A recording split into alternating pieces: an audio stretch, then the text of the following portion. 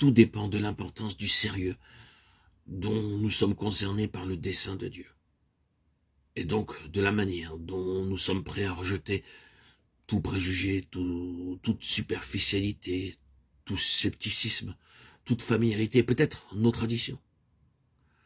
Ici, il est parlé de la base. C'est l'universel recours des apôtres. Les choses en leur temps étaient-elles autrement que ce qu'elles devaient être aujourd'hui? Y avait-il dans l'Église à Rome une condition qui demandait un formidable correctif tel que cette grande épître à leur adresse? Y avait-il un état de choses à Corinthe, des divisions, des manifestations de la chair, des désordres, des rivalités, des dissensions, et puis encore réclamant un correctif tel que la première épître à l'Église dans cette ville?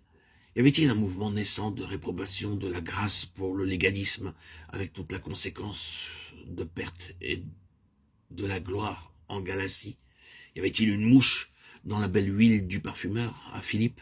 Y avait-il une menace de fausse spiritualité dans la forme de mysticisme à Colosse?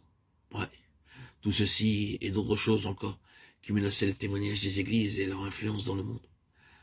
Les apôtres n'ont pas excusé cela, ni trouvé des circonstances atténuantes, ni l'ont accepté. Toute leur attitude fut « ces choses ne doivent pas être là ». Comment ont-ils abordé ces situations? Avaient-ils une base commune et un moyen commun d'aborder cela et d'y remédier? Oui, ils en avaient un. C'était le même dans chaque cas. À Rome, c'était Romains 6, 3, 10, 12, 1, 2. En Galatie, Galates 2, 25, 24, 6, 14. À Philippe, Philippiens 2, 5, 8. Et à Colosse, Colossiens 2, 11, 12, 3, 3. Eh bien là, c'est évident, clair et positif, la croix de Jésus-Christ amenée par le Saint-Esprit, juste à la racine et au fondement de la vie de chaque croyant. Une crise fondamentale et par la suite une œuvre intérieure et une œuvre extérieure. Nous, vous, je, ce sont tous les pronoms qui demandent une application directe. Les chrétiens croient au Saint-Esprit, ils sont très nombreux à désirer connaître le Saint-Esprit comme une réalité, une puissance dans leur vie. Mais il faut réellement comprendre et reconnaître que le Saint-Esprit est consacré et marié à la croix. Sa venue a demandé l'œuvre de la croix. C'est seulement après la représentation symbolique de la croix dans la mort, l'ensevelissement et la résurrection avec Christ par le baptême, ainsi compris que le Saint-Esprit a pris sa place en manifestation de puissance dans la vie des premiers croyants.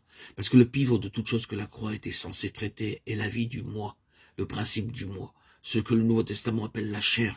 Le Saint-Esprit conduit ceux qui se trouvent sous son gouvernement dans les expériences qui sont calculées pour exposer et amener à la croix la vie du moi de l'enfant de Dieu. C'est une part fondamentale et inséparable de l'activité du Saint-Esprit pour rendre efficace et réelle la signification de la croix.